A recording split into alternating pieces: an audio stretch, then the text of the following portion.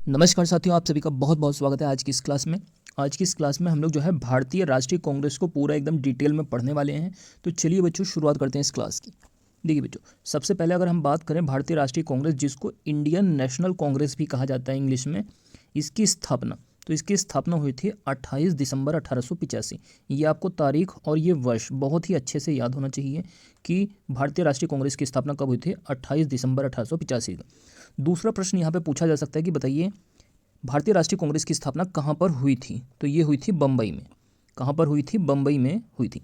अब बात करते हैं कि बम्बई में ये कहाँ पर स्थापित हुआ था। तो ये बम्बई के गोकुल दास तेजपाल संस्कृत जो विद्यालय था, वहाँ पर इसकी स्थापना की गई थी 28 दिसंबर 1885 को।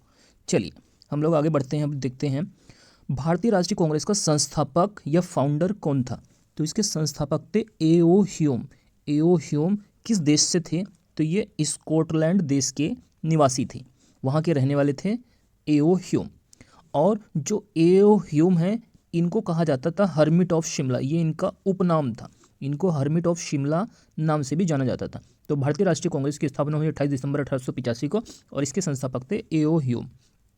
नेक्स्ट बात करते हैं, जिस समय भारतीय राष्ट्रीय कांग्रेस की स्थापना हुई उस समय इसके वायसराय या उस समय भारत के वायसराय कौन थे।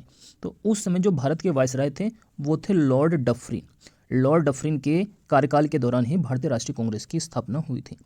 अब हम बात करते हैं इसके नामकरण की। देखिए, जो भारतीय राष्ट्रीय कांग्रेस है, इसका नामकरण जो किया था, ये किया था जो भारत के grand old man of India कहा जाता है, दादा भाई नेहरू जी, इनके द्वारा जो है भारतीय राष्ट्रीय कांग्रेस का नामकरण किया गया। इससे पहले भारतीय राष्ट्रीय कांग्रेस से पहले इसका नाम क्या था? तो देखिए, पहले इसका नाम भारतीय राष्ट्रीय संघ था, बाद में इसका नाम परिवर्तित करके भारतीय राष्ट्रीय कांग्रेस कर दिया गया था।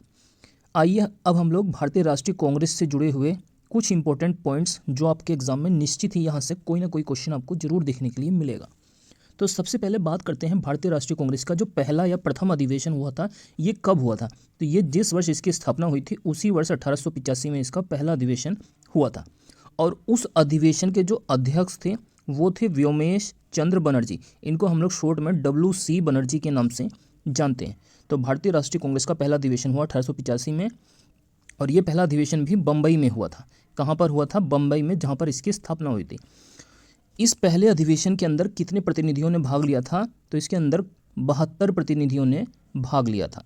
नेक्स्ट बात करते हैं, अब दूसरा जो कांग्रेस का अधिवेशन हुआ वो हुआ प्रथम अधिवेशन के एक वर्ष बाद, अर्थात 1886 में। और ये जो अधिवेशन है, इस अधिवेशन की जो अध्यक्षता की थी वो की थी दादा भाई नेहरू ने, ये इसके अध्यक्ष थे। देखिए, अगर हम आगे बात करें, जो कांग्रेस का भारतीय राष्ट्रीय कांग्रेस के प्रथम मुस्लिम अध्यक्ष बने थे, ये थे बदरुद्दीन तैयब जी। कौन बने थे? बदरुद्दीन तैयब जी। और ये कब बने थे, कौन से अधिवेशन में? तो जो 1887 का, तो जो भारतीय राष्ट्रीय कांग्रेस के प्रथम मुस्लिम अध्यक्ष थे बदरुद्दीन तैयब जी थे। और ये 1887 में जो अधिवेशन हुआ था उसकी इन्होंने अध्यक्षता की थी। यह अधिवेशन कहाँ पर हुआ था? ये मद्रास में हुआ था।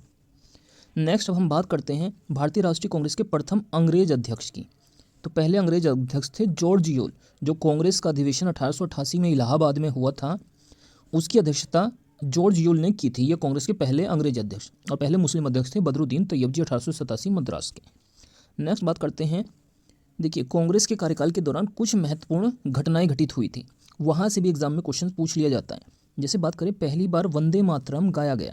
तो पहली बार वंदे मातरम कब गाया गया था? तो ये 1896 में जो कांग्रेस का कलकत्ता अधिवेशन हुआ था, इसके अंतर्गत पहली बार वंदे मातरम गाया गया। वंदे मातरम आपको पता होगा, बंकिम चंद्र चटर्जी के द्वारा ये गीत लिखा गया है, जो भारत का राष्ट्रीय गीत भी बना था। और ये जो कांग्रेस का अधिवेशन था, ये 12वां अधिवेशन था जिसमें ये वंदे मातरम को गाया गया। और इस कांग्रेस की इस बैठक की अध्यक्षता की थी रहीमतुल्लाह सयानी ने।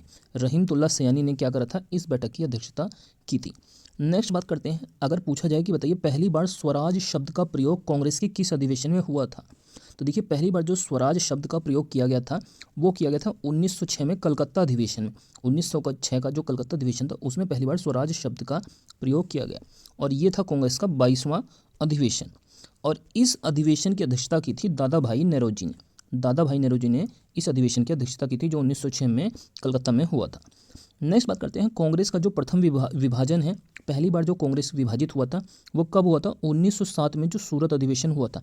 इसके अंतर्गत कांग्रेस जो है गर्म दल और नरम दल में विभाजित हो गया था। ये कांग्रेस का 23वां अधिवेशन था जिसमें ये विभाजित हुआ था और इस अधिवेशन की अध्यक्षता की थी रास बिहारी घोष ने। रास बिहारी घोष ने इसकी अध्यक्षता की थी जिसमें कांग्रेस का विभाजन हुआ था। नेक्स्ट बात करते हैं, अगर हम बात करें जनगण मन पहली बार कब गाया गया था, तो ये 1911 में जो कलकत्ता में अधिवेशन हुआ था कांग्रेस का, इसके अंतर्गत इसको गाया गया था और इसकी अध्यक्षता की थी पंडित बीश नारायण धड़ ने और ये कांग्रेस का 26वां अधिवेशन था जिसमें जनगण मन को पहली बार गाया गया।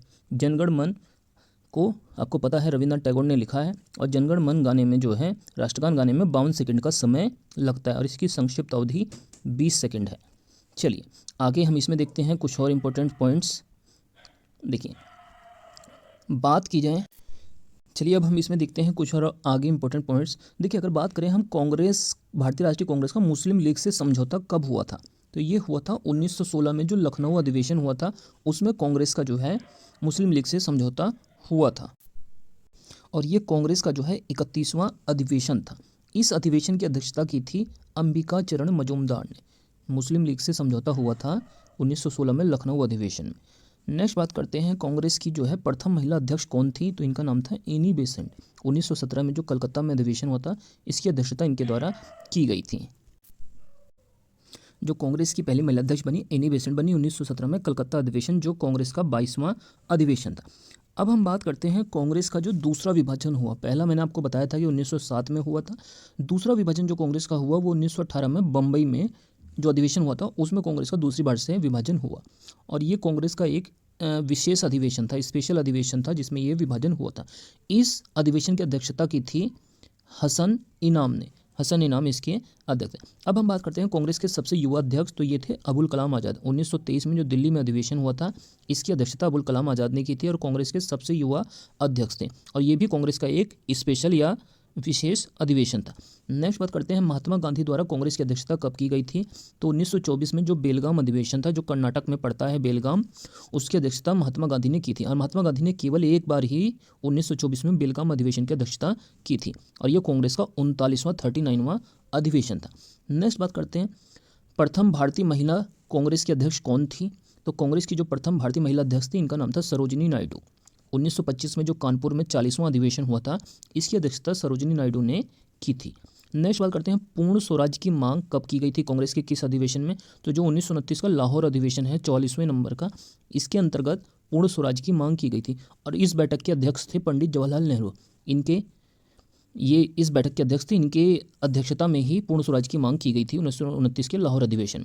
नेक्स्ट बात करते हैं कांग्रेस का गांव में आयोजित प्रथम अधिवेशन। कांग्रेस का कौन सा अधिवेशन जो गांव में पहली बार आयोजित हुआ था, तो 1937 में जो फैजपुर अधिवेशन था ये 50वां अधिवेशन था जो गांव में आयोजित हुआ था और इसके अध्यक्ष थे पंडित जवाहरलाल नेहरू। कौन थे? पंडित जवाहरलाल नेहरू। इसके अलावा देखिए सुभाष चंद्र बोस ने कांग्रेस की कुल 2 बार अध्यक्षता की थी। एक हरिपुरा अधिवेशन 1938 में जो 51वां अधिवेशन था 51वां, और त्रिपुरी अधिवेशन जो 1939 में, मतलब 1938 और 1939 हरिपुरा और त्रिपुरी अधिवेशन, और त्रिपुरी अधिवेशन 52वां अधिवेशन था। इसकी अध्यक्षता जो है सुभाष चंद्र बोस ने की। महात्मा गांधी ने एक बार और सुभाष चंद्र बोस ने 2 बार कांग्रेस की अध्यक्षता की।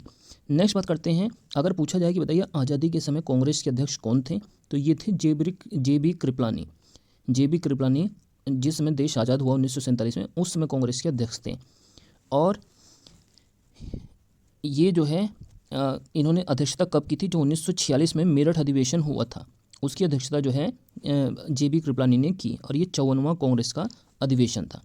तो ये हमारी आज की क्लास थी। आप लोगों को ये क्लास कैसी लगी है कमेंट करके ज़रूर बताइएगा और अगर आप इस चैनल पर नए हैं तो आप ज़रूर से इस चैनल को सब्सक्राइब कर लीजिए।